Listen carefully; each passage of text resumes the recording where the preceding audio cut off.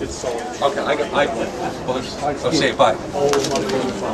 Here he comes.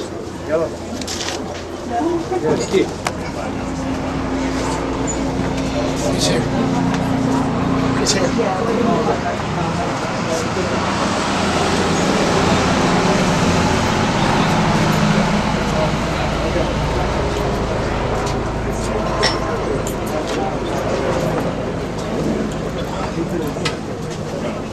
Where's it set up at?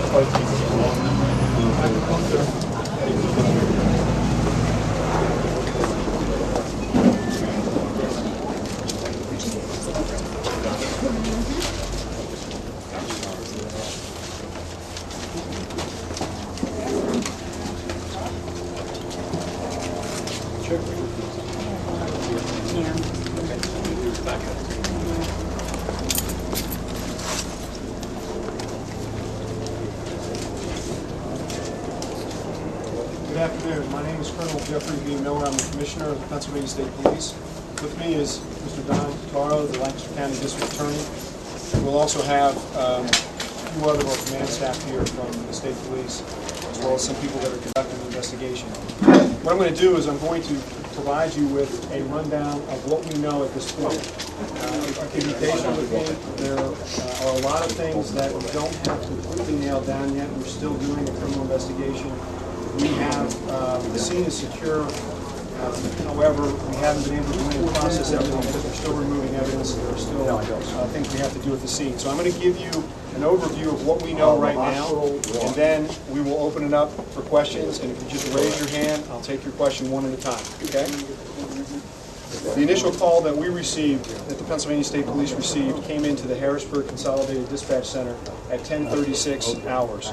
The location that was provided to us was the Amish school, the Georgetown Amish school, located at 4876 White Oak Road. It's along White Oak Road between Mine Road and PA 896 in Bart Township, Lancaster County. The call came in from a school teacher stating a male entered the school and had taken hostages. Now, this school is a small one-room schoolhouse. It's an Amish school.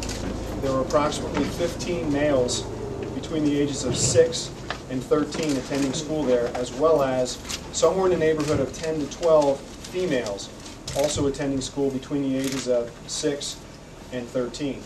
There were also other people in the building, the teacher. There were also some what appear to be teachers' aides. That would be kids that are a little bit older than the students that are attending school there at the facility. As I said, the call came in at 10:36 hours. Our troopers first responded from PSP Lancaster at 10:45 a.m. They responded to the scene and began to set up a perimeter around the schoolhouse. And as you can see, the school, where the school sits, it's in an open area of ground. The actor could see our folks pretty easily from where we were pulling up. We had a number of troopers there. They immediately began to try and hail the suspect using the PA system in the cars. They were unable to communicate directly with him. A very short time later, a call was received at our Consolidated Dispatch Center from the Lancaster County 911 facility, stating that they had spoken to the actor, the suspect, who had told them that if the state police don't remove themselves from the premises in 10 seconds, he's going to begin shooting people. That information gave us a cell phone that he was using.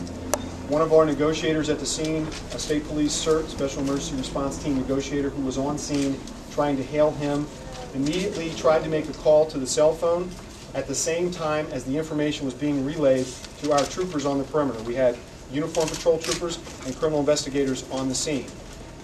Commensurate with that, within a few seconds of that information being put out to the perimeter and the trooper who was the negotiator trying to call the suspect on the cell phone, they heard shots. Multiple shots in quick succession. We're not certain at this time because we haven't been able to do any of the ballistics work, but it appears, because the suspect had with him an automatic handgun and a shotgun, it appears to us that he was utilizing the automatic handgun at that time in quick succession. Our troopers, who already had removed ballistic shields from the car and were preparing for an assault anyway, in the likelihood that some sort of a communications link could not be established with the suspect, immediately stormed the residence, or stormed the schoolhouse. Now, it's a one-room schoolhouse. All of the doors were blocked. He had taken with him 2x6s and 2x4s. He had blocked all the exits from the building. We couldn't get in through the doors. We had to break the windows. The troopers broke the windows and were able to get in, found the suspect dead on the floor of the schoolhouse. He's still in there now.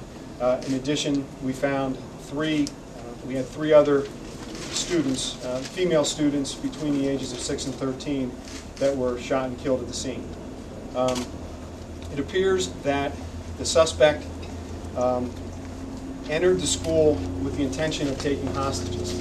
Like I said, he came with 2x6s, 2x4s, and these weapons. When he initially went into the school, he apparently displayed a handgun, and he was having some discussion with the class. He was talking about what he had in his hand. At that time, he apparently told the kids to line up in front of the blackboard. At that moment,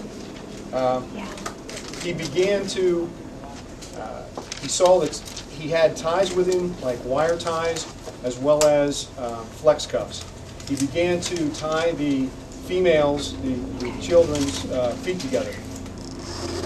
He then took the boys, there was exactly 15 boys there between 6 and 13.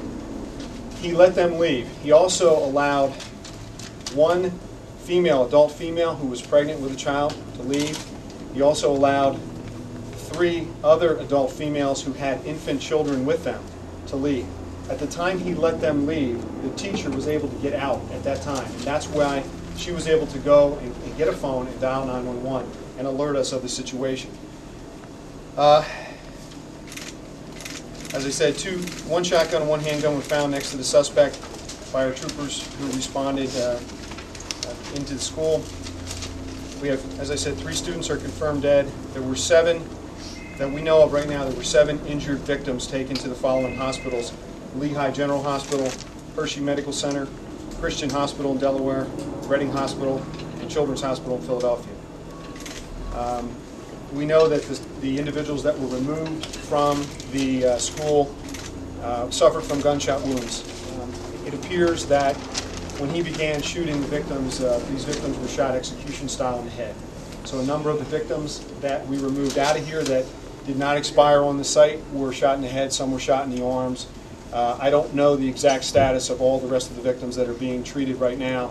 I know that one of our troopers was injured slightly with some glass, breaking glass to get into the school, but he's going to be okay.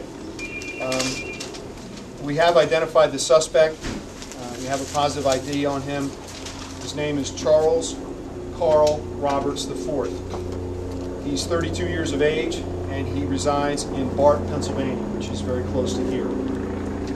He is a truck driver, drives a tanker truck, works a night shift as a milk delivery person. He takes a tanker, takes milk and removes it from the farms, and he delivers it to the processing facility so that it can go out for market. He worked last night. Everything seemed to go fine. He works basically till about 3 o'clock in the morning, as I understand it, and he goes home and then he walks the kids to the bus stop in the morning. He took his kids to the bus stop at 8:45 this morning. The last time his wife had contact with him was right around 8:45 today, when he took the kids to the bus. He later tried to contact.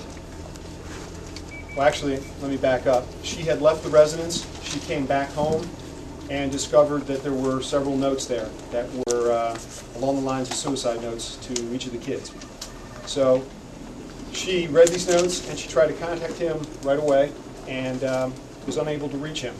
At approximately 11 o'clock, he called her. He did not tell her where he was, but he stated that he wasn't coming home and that he had left notes for her and the children to explain his actions. And he said that the police are here, but I'm not coming home. He told her he loved her, and that was it.